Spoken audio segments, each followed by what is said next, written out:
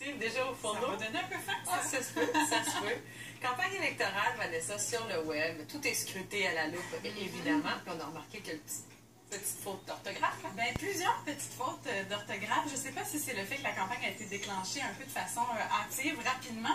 Il y a plusieurs messages qui sont écrits sur les médias sociaux des différents candidats, des différents partis.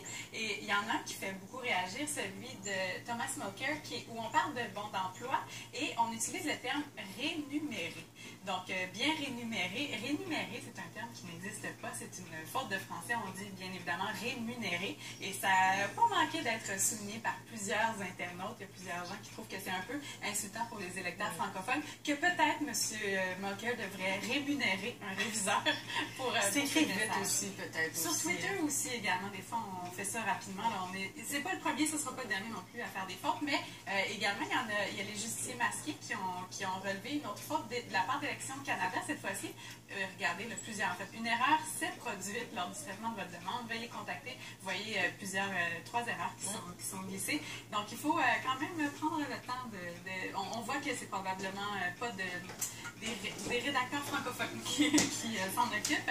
Et donc, ça serait peut-être d'intérêt d'avoir un réviseur francophone. Ouais. Ouais. Et pas seulement des fautes de français, également des fautes de graphisme qui ont été soulignées. Il y a l'autobus de campagne des libéraux qui a été dévoilé en grande pompe il y a quelques jours. Et bon, on montre un peu des images comme celle-ci. Et je ne sais pas si vous remarquez ici les indications du site web. La police d'écriture qui est utilisée, c'est une police d'écriture qui est utilisée par défaut par les graphistes. Donc, quand on est en train de rédiger quelque chose, c'est automatiquement dans ce genre de police-là que ça s'écrit. C'est donc vraiment une erreur. C'est qu'on est allé en impression avant de rechanger cette police-là pour celle qui est utilisée par le logo du Parti libéral. Donc, c'est vraiment une faute de graphisme. Visiblement, il y a quelqu'un qui n'est pas passé sur ces logos-là. Et on est allé tout de suite en impression. Et également, je vous montre ici, il y a cette partie de l'autobus. Je ne sais pas si vous voyez l'espace entre le A et le N. Ouais. C'est quelque chose qui peut arriver quand on est en conception. Et habituellement, c'est réglé après par une petite manœuvre d'un graphiste. Et ben là, ça n'a pas été fait. Ça permet d'aller peut-être dessiner quelque chose là-dedans. Il y a un petit espace. Il y a un espace. Puis comme personne n'aime le vide, peut-être quelqu'un voudra aller le combler. Ben là, tu dois surveiller.